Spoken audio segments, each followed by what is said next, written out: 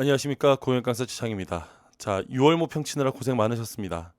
원래 이제 모의고사라는 건 그런 거죠. 모의고사를 칠 때까지는 우리가 수능이다 생각하고 풀다가 이제 모의고사가 끝나고 나면 맞아, 이건 모의고사였어 라고 이렇게 좀 가볍게 넘겨주는 거, 이런 마음가짐 되게 중요하죠.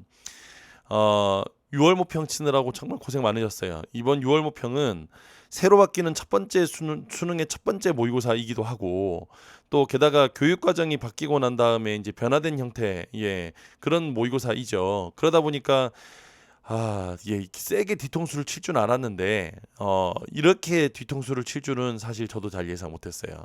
그래도 어느 정도 이제 예상하고 있던 부분이 있었는데 그거를 좀 깨트리고 어 앞에 있는 1번부터 아주 사람을 당혹스럽게 만들었던 그런 모의고사였던 것 같습니다. 자, 그래서 제가 오늘은 여기는 이 모의고사 어떻게 좀 이제 앞으로 좀 대비를 할 것인가에 대해서 그렇게 한번 일단 먼저 시작을 좀 한번 해보고, 그다음에 이후에 한 지문 한 지문 제가 해설 강의 하나하나 뜯어가지고 올리면서 올려드릴 테니까 계속 이제 해설 강의 이어서 보시면서 이번 6월 모의평가에 나왔던 이런 지문들 나오면 우리가 어떻게 대처해야 될지 그런 것도 좀 참고해서 하겠습니다. 그리고 아래쪽에 제가 링크에다가 제 그 총평지 따로 만들었던 거 올려놨으니까 그것도 다운받아가지고 한번 보시는 것도 괜찮을 것 같습니다. 자, 그러면 일단은 먼저 가겠습니다. 이번 6월 모의고사는 역시 만만치 않은 시험이었어요. 그러니까 일단 이제 눈여겨볼 부분이 여러 가지가 있는데, 자, 한번 얘기 한번 해볼게요. 자, 저는 이제 이 시험지를 처음 보고 언제를 떠올렸냐면 2014학년도 수능을 떠올렸어요.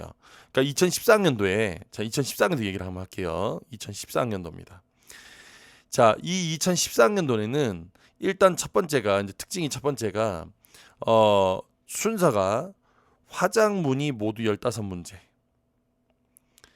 그다음에 독서가 15문제, 문학이 15문제 나오는 기존의 수능이었는데 이제 어떻게 되냐, 문항 배치가 1번부터 15번까지는 화작문, 그 다음에 16번부터 30번까지가 독서, 31번부터 45번까지가 문학이었어요. 보이죠? 그래서 요렇게 차례대로, 그러니까 지문이 섞이지 않은 채로 차례대로 등장했습니다. 제가 왜 2014년도 지금 수능을 먼저 이야기하는지 이제 대충 좀 이해가 되시나요? 요런 식이었다고요. 그 다음에 두 번째 특징이 뭐냐면 독서 지문에, 독서 비문학 지문에 말 그대로 독서 관련 지문이 나왔어요. 이때는 문제가 지문 한 문제였거든요. 어쨌든 이게 나왔는데 이게 몇 번에 나왔냐면 독서의 맨 마지막이었던 30번에 얘가 나왔습니다. 그 다음에 세 번째가 EBS 교재가 70% 반영되는데 거의 직접 연계였어요. 자, 직접 연계라고 하면 EBS 교재에 있는 지문을 거의 들어다 옮겨서 컨트롤 C 컨트롤 V 했다 정도로 이해하시면 됩니다. 그러면 이렇게 얘기하면 자, 한번 생각해 보세요. 만일에 지금 이렇게 나왔으니까 당연히 이때는 뭐였냐, 물수능이었거든요. 막 컷이 1컷이 97 뭐 이랬어요.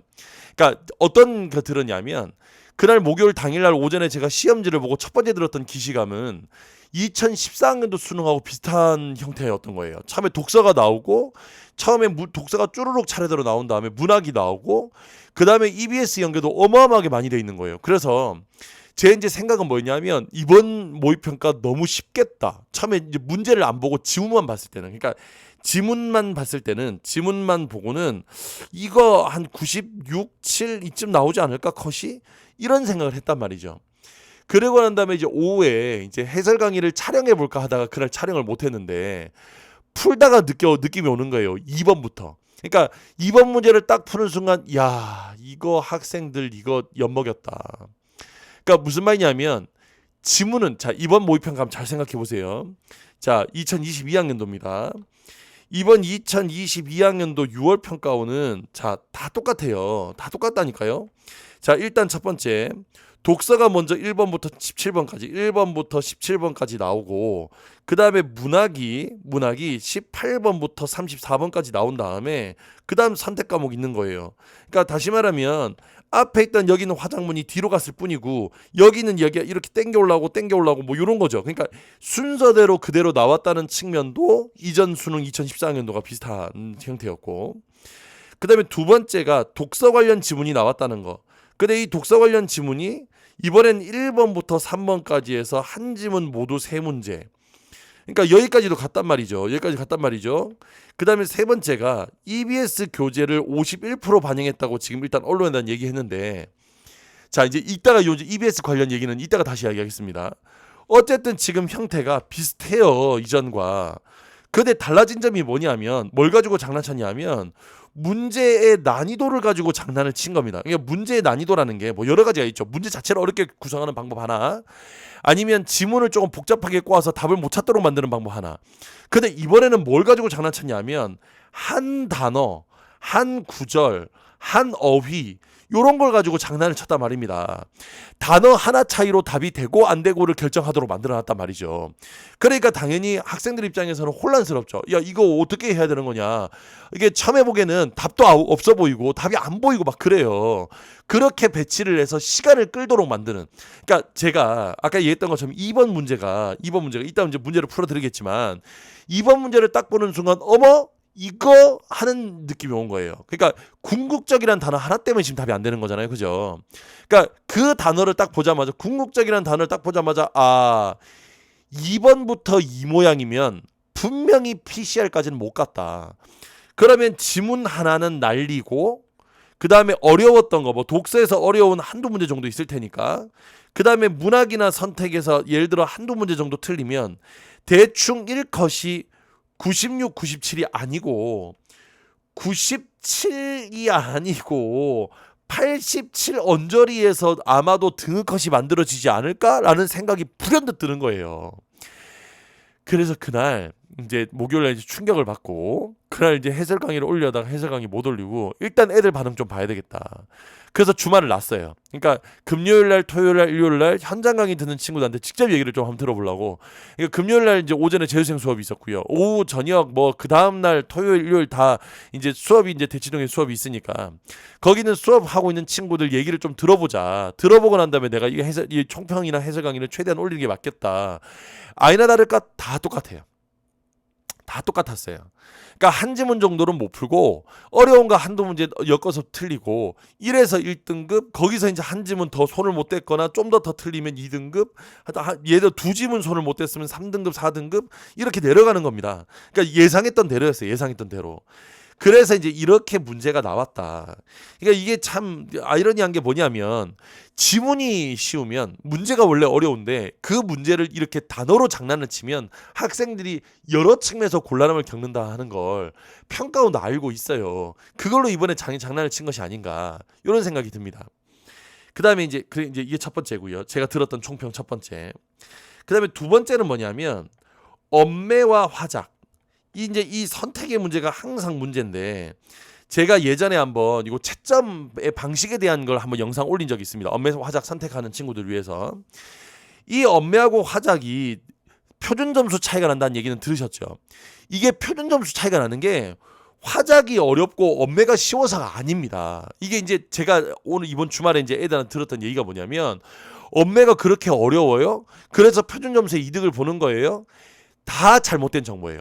엄매가 어려워서 표준 점수가 있는 게 아니라, 여기서 표준 점수의 차이는, 잘 들어, 이 표준 점수의 차이는 엄매가 어렵고 화작이 쉬워서 표준 점수 자체가 차이가 나는 게 아니라, 이 엄매와 화작을 선택한 학생들, 그 선택한 학생들의 공통 과목 성적, 공통 과목의 공통 영역이라 합시다. 영역이 좀 더 맞는 표현일 것 같으니까, 공통 영역의 평균이 여기 있는 이 선택 과목의 가중치로부터요. 선택의 가중치로 붙습니다.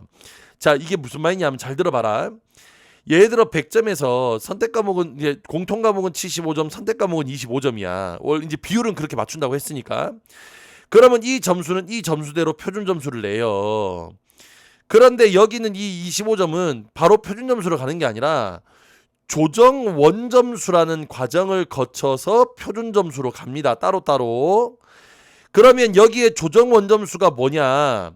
엄매하고 화작을 선택한 친구들의, 여기 있는 이 선택한 친구들의 유불리를 없애기 위해서 이 공통 과목의 성적을 요렇게 가지고 와서, 이 조정 원점수는 공통 과목의 성적, 여기 있는 이 성적을 공통 과목에 있는 이 성적을 가중치로 여기다가 대입시켜 넣는 거예요. 그러니까 엄매가 어려워서가 아니고 엄매를 친 학생들이 공통 과목을 잘 보는 겁니다. 그러니까 무슨 말이냐면 대충 이게 8대 2라고 이게 8대 2가 아니지. 엄매가 오히려 2니까 2대 8이라고 하면 화작은 아무래도 국어 성적이 조금 떨어지는, 물론 화작 지금 푸는 친구들 무시하는 건 절대 아닙니다. 아닌데 아무래도 국어 공부를 하기 싫어하는 친구들이 화작에 많이 쏠려 있죠. 그러니까 화작 상위권 친구들은 그 친구들 때문에 피보는 부분이 있습니다. 분명히 이제 손해 보는 부분이 있어요. 그러니까 여기서 국어 성적이 좀 이제 부족한 친구들이 많이 선택한다면 아무 여기는 상위권 친구들이 많이 하겠죠. 상위권 친구들이. 그러니까 상위권 친구들이 많이 하다 보니 자연스럽게 공통 과목의 성적이 여기가 높아요. 그러니까 가중치를 많이 받는 거죠. 엄매하는 친구들이. 그러니까 당연히 표준 점수가 엄매는 높고 화작은 낮을 수밖에 없습니다. 왜? 가중치를 받으니까 가중치를. 그러니까 엄매가 높고 화작이 낮은데 이걸 더해서 표준 점수를 계산한 다음에 등급을 내는 방식이니까 당연히 엄매를 하는 학생, 당연히 잘 들어봐. 당연히 엄매를 하는 학생이 좀 더 유리하죠. 좀 더 유리한 겁니다. 그러니까 그런데 이제 지금 제가 이제 하려는 얘기는 이거예요. 자 보세요.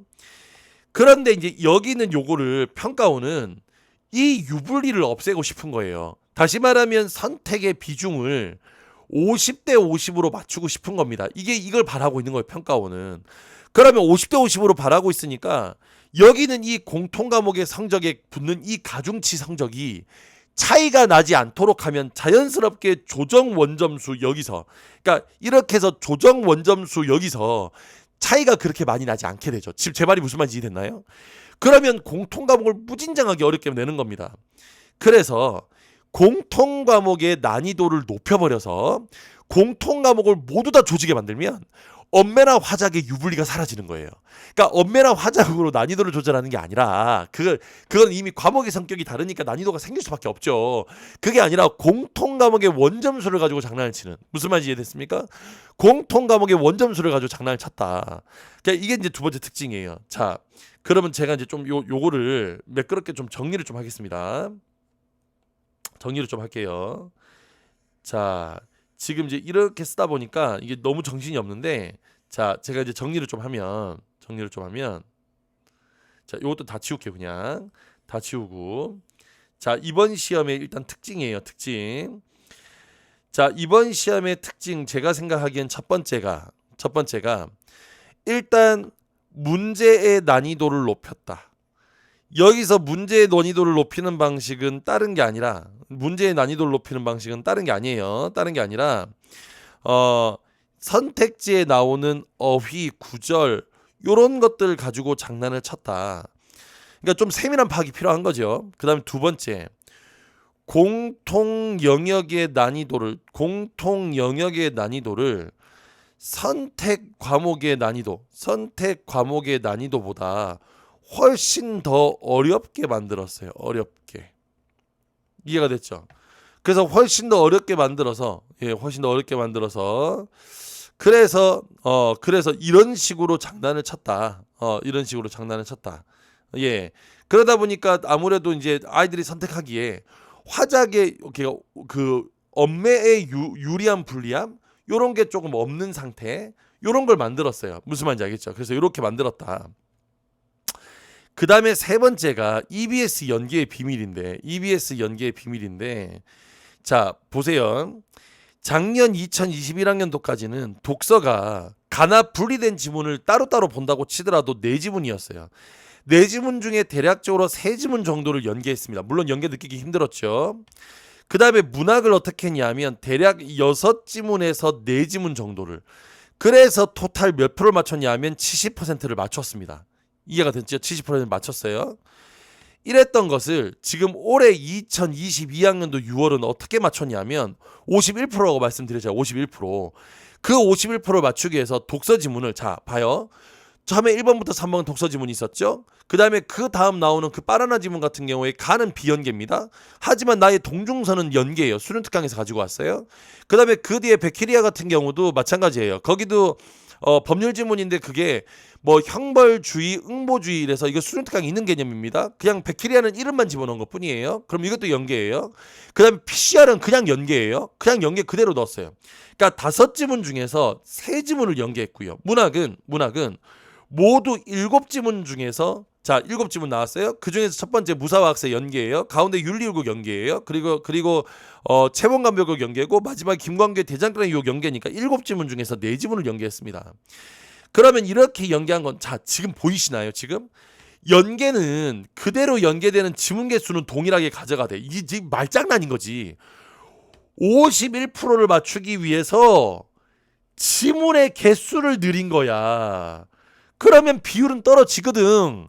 그러니까 이를테면 EBS 연계의 지문 개수를 줄이는 게 아니라 아예 출제되는 지문의 개수를 늘리는 거예요. 그러면 연계율이 떨어지겠죠. 거기다가 심지어 플러스 여기 엄매나 화작과 관련된 여기 있는 이 선택 과목을 EBS에서 연계하지 않음으로써 더 연계율을 떨어뜨려서 51%를 맞추는 겁니다. 그러니까 다시 말하면 이 EBS 연계라는 게 연계되는 지문의 수, 그러니까 이 연계되는 지문의 수, 연계 지문 수는 이전과 동일해져 버렸다. 동일하다. 그러니까 연계가 여러분이 느끼시기에도 어머 이렇게까지 연계돼? 할 정도로 연계가 된 거예요. 그러니까 제가 이제 본 수업 시간에도 여러 차례 이제 지금 이제 우리 이제 여기서 유튜브를 보고 있는 친구들한테는 이제 얘기를 차마 못했지만 우리 이제 정규 수업 듣고 있는 친구들 제가 누누이 말씀드렸습니다. EBS 교재, EBS에 지금 연계가 되는 게 50%든 70이든 간접이든 직접이든 이거 아무런 의미 없다. 학생들 이거 영상 보고 있는 학생들 잘 생각해 보세요. EBS 연계 비율을 높였어요. 높이면 학생들이 불만을 가질까요? 아니요. EBS 연계를 높이면 오히려 학생들 좋아합니다. 왜? EBS 봤던 거 나오는 거니까. 그렇기 때문에 연계율이 높도록 느껴지도록 하는 건 평가원에서 절대 손해볼 일이 아니라는 거죠. 오히려 학생들이 그걸 가지고 뭐라 하지 않을 테니까. 근데 연계 비율을 너무 떨어뜨리면 진짜 생소하게 만들어버리면 EBS 무용론, EBS 안 봐도 된다 이런 게 너무 팽배해지니까 이런 건 오히려 더 부담인 거예요. 그래서 EBS 연계를 높여놨다. 자, 그럼 이제 우리 정리 한번 해볼게요. 그럼 이제 우리가 이제 앞으로 어떻게 대책을 세워서 가야 되느냐. 자, 이제 이후 대책입니다. 자, 첫 번째 대책. 일단 1번. 자, EBS 연계의 비율은 높아요. 그러면 EBS 연계 비율이 높기 때문에 이제 EBS 교재를 조금 정리해야 된다는 필요성 우리 느끼시죠? 제가 지금 유튜브 강의에 수능 특강 전지문 해설 강의를 올렸어요. 그리고 이제 조만간에 수능 완성도 마찬가지로 제가 전지문 해설 강의를 올릴 겁니다. 그러면 여러분들은 어떻게 하시면 좋으냐? 일단 EBS 교재에서 수특은 문학은 무조건 필수, 무조건 하셔야 돼요. 무조건 필수고요. 그 다음에 여기는 이 독서는 선택이에요. 독서는 선택. 그러면 문학은 필수. 그럼 다시 시하고 소설로 나누어서 이걸 내신처럼 공부하는 뜻이 아닙니다. 그걸 하나하나 어떻게 다 기억합니까? 그래서 최소한 이 시의 주제, 그 다음에 핵심 시어 정도만 여러분이 기억할 수 있도록 조금 정리하실 필요가 있다. 그래서 이렇게 노트 같은 거 준비하셔가지고 제목 쓰고 주제 쓰고 핵심 시어, 제목 쓰고 주제 쓰고 핵심 시어, 무슨 말인지 알겠죠? 요렇게 좀 정리하실 필요가 있습니다. 그래서 요렇게 정리해 두시고, 소설은 인물관계 위주로 정리해야 돼요. 이건 주제 필요 없습니다. 누가 주인공이고 누가 갈등하는 인물이고, 그러니까 누가 주인공, 누가 갈등하는 인물, 뭐 때문에 갈등해, 뭐 이런 거 있잖아. 왜? 요렇게 해서 인물관계 위주로 파악하는 게 중요하다. 그 다음에 여기는 인물의 뭐 이 사람은 이 편, 이 사람은 요 편, 그래서 편 가르기까지 하셔가지고 되도록이면 편 가르기까지 하셔서 요렇게 인물관계를 좀 정리하실 필요가 있습니다. 무슨 말씀인지 알겠죠? 자, 독서는 선택이라고 말씀드렸는데 독서는 어떻게 하느냐? 전체를 다 읽고 풀기보다는 또 이제 전체 다 읽고 푸는 친구들이 있다. 시간 없어요. 수능 완성 나와요. 곧 기출문제는 다 풀었어요? 다 못 풀었잖아요. 그러니까 이거 지금 다 할 수가 없어요. 그러니까 이거 어떻게 하냐면 영역 중에서 내가 취약하다고 생각하는 영역이야.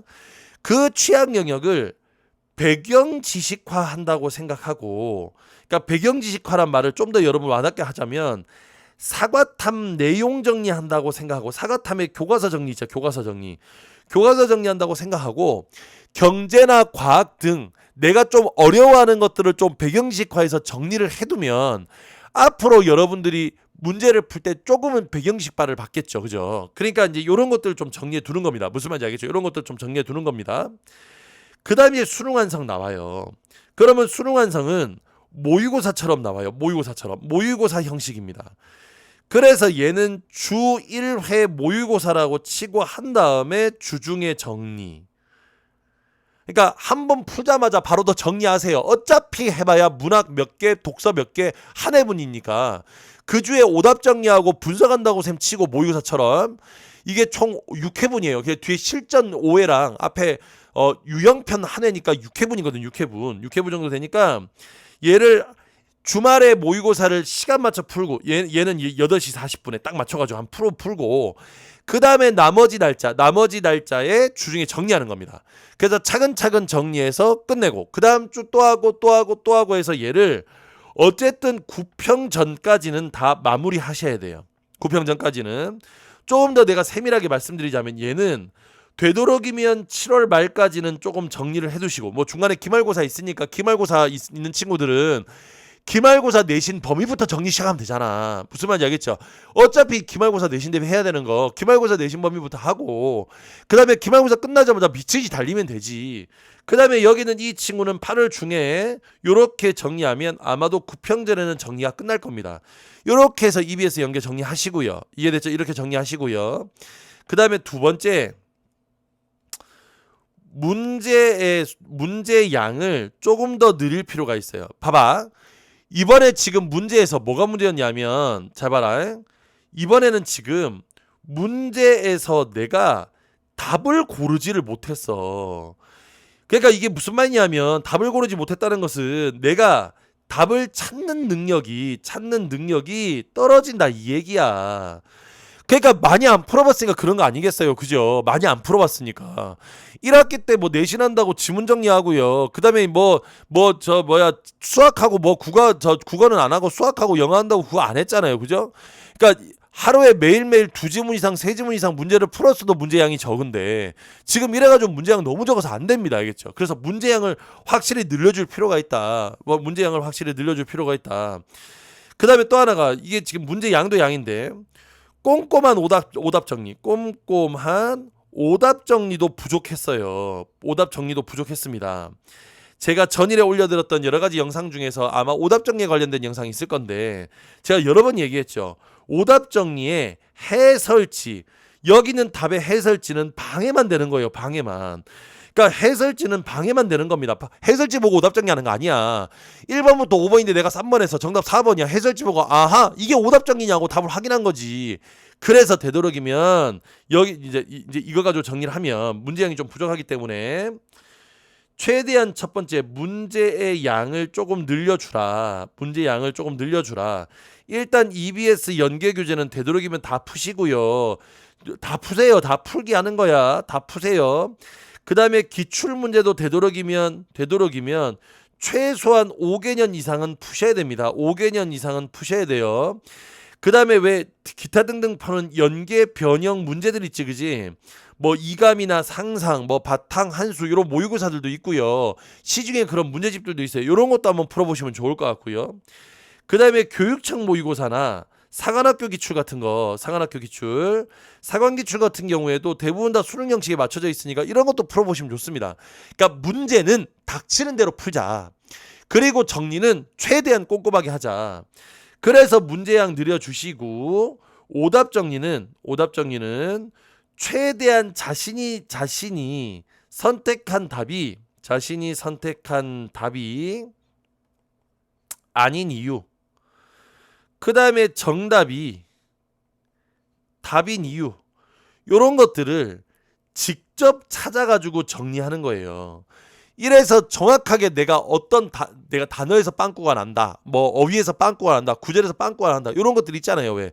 요런 것들을 정리를 좀 해두셔야 됩니다.